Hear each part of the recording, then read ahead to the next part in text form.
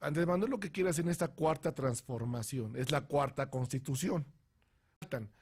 ¿Con consultas como las que ya vimos? Sí, pero ¿en dónde va a estar lo interesante? Ajá. Lo interesante va a estar que si en esa reforma de mandato constitucional, como viene la modificación de la Constitución, se vuelve a quedar, se va a permitir, como en Estados Unidos, la reelección por un periodo más. Porque se va a modificar la Constitución. Al momento que a ver, más despacio lo que estás diciendo. Si tú te vas... Van a cambiar la Constitución para una reelección. Tú que votaste por Andrés Manuel, ¿estás consciente de esto? ¿Querías esto? Despedazaron la reforma, la tiraron a la basura, regresa el CENTE, el Bester Gordillo. El sindicato va a manejar la educación en México y la evaluación va a ser otro tipo de evaluación. ¿Tú que votaste por Andrés Manuel, querías esto?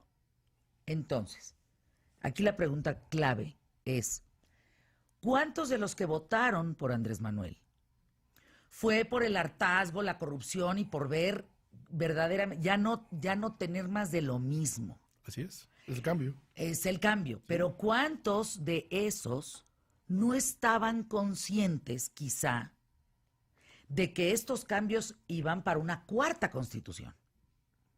¿Habrá conciencia en mucha gente de que haber votado por él significaba todo esto? Mira, yo creo que no. Y te digo que yo participé en la campaña.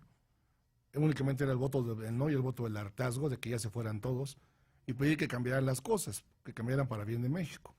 Obviamente siempre hablamos de corrupción, ¿no? Y queríamos cambios reales en la Constitución y cambios reales de que pues se metiera en prisión a la gente que tenía que ver y que regresaran el dinero, ¿no? O sea, literal, ya contamos con que no, la política no va por ahí. Si Andrés, que hay muchas gentes para las cárceles, que no habrá cárceles para meter a todos los políticos en prisión. Y el problema fundamental, te voy a decir cuál es. El problema es que te vas a enfrentar a que ya cuando ves los expedientes tuvieron 6 años para ocultar las cosas. Pero los estás acusando de ladrones, no de estúpidos. ¿Morena podría perder la mayoría del Congreso? Claro, claro. O sea, el Senado no, porque son 6 años, pero sí el Congreso de la Unión. Ahora, ¿qué es lo que la gente tiene que hacer? Los detractores de López Obrador, que ya te comenté, son 10 millones del PAN, 10 del PRI, 30 que no votaron, pues que vayan a votar. Si Andrés Manuel logra tener otra vez este recaudal de votos personal de él en una reelección, ya se va a quedar, ¿eh? Ese es un hecho. Porque entonces va a acabar el mandato y va a pedir una reelección más por una sola vez, porque lo va a permitir la Constitución. No, pues se puede ir a 18. Pues sí se puede, pero mientras le van a permitir una más, que es como viene el proyecto como tal de la reforma. O sea, una más sí, con todo el Congreso también. No, es que recordemos algo, recordemos que Andrés jaló el voto del Congreso. La gente no votó por Morena, votó por Andrés Manuel. Morena es Andrés Manuel.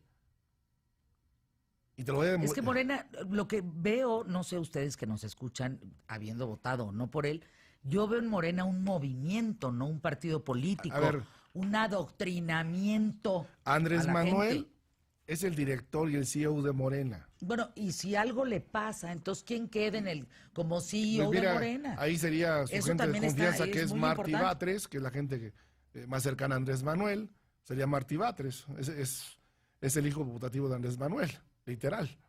Él está siendo congruente como está gobernando en la forma que él quiere gobernar, que ya te lo comenté, que es que el César gobernaba en base a consultas. El César en la Roma, en el 45 antes de Cristo, inventó las consultas para quitarle poder al Senado, que era manejado por Marco Tulio Cicerón.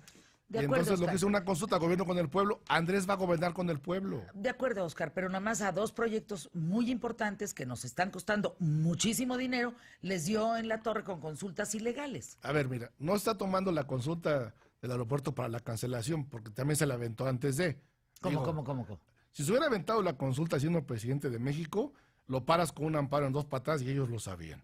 Se aventaron el tinglado antes de ser presidente con una consulta que sabían que no era vinculante. ¿Para qué? Para supuestamente respaldarlos, y tontos no son.